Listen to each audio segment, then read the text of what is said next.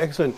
Sheikh, you've made mention of purifying the heart and obviously this being a very important matter inside of the fold of Islam. But this process that we are going to talk about, is it something that once you've reached it, you're done? Or is it a continuous process which we will be doing until we die? No, it's a continuous process, because when we say purification of the heart, that means it keeps on coming impurities into it. And I would give a clear example, physical example. Okay. If you have your house or your apartment, and you live in a clean area, do you have to clean the apartment all the time, or you can just leave it because there's no dust outside, there's no dirt, and you close the door, you close the windows? Why do you keep on cleaning it? Closer than that, our own bodies. SubhanAllah. Why do we have to clean ourselves physically?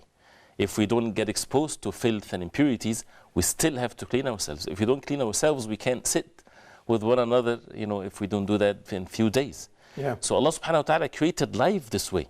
There is no self-cleaning system that sustains our life. So the same thing for the heart, for us to see that when we leave our hearts, and since the heart is inside of our bodies, many people, they don't pay attention to this. Okay. So the heart can be full of filth, and the person is not aware of it. And that's why actions has to be done to constantly clean it. And again, because the person would not enter Jannah unless the person has a clean and pure heart. Sheikh, you drew a very beautiful picture there of a house and how we constantly are cleaning the house. But if I can expand on that picture, some of the ways in which the dirt enters into the house is either through the windows or through the doors. So can we say that as Muslims, our eyes, our ears, our mouths, these are some of the ways in which these diseases or dirt can enter into our heart? Definitely. This is beautifully said. This is Ibn al-Qayyim rahimahullah. He gave a parable like this exactly. And he gave the parable of the heart like a house.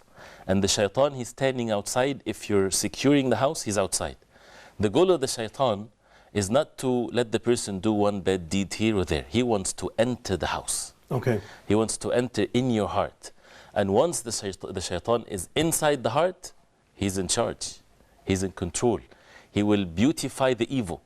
He would make the person see what is evil a beautiful thing. Right. And he would see the beautiful things, the good things, evil things, because he's now inside of one's heart.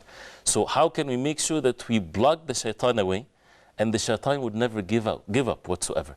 He's waiting for the chance to enter the heart. And there are certain things if a person do, he's basically opening the gates of his heart, like opening the gates of the house to whatever evil can come in, and of course the shaitan.